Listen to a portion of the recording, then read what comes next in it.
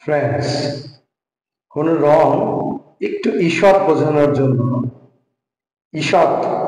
জন্য আমরা ISH ইশ যুক্ত করি ইংলিশে। ব্যাপারটা কেমন?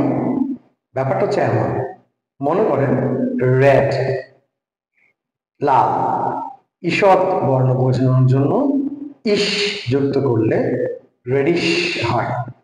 অর্থাৎ রেড হচ্ছে লাল রং, রেডিশ লালচে, লালের কাছাকাছি ঈষৎ লাল বর্ণ। ঠিক তেমনি বাকি রঙগুলোর ক্ষেত্রেও আমরা ISH ইশ যুক্ত করলে সেগুলো ঈষৎ বর্ণ বোঝায়। আসুন আমরা উদাহরণ দেখে নিই।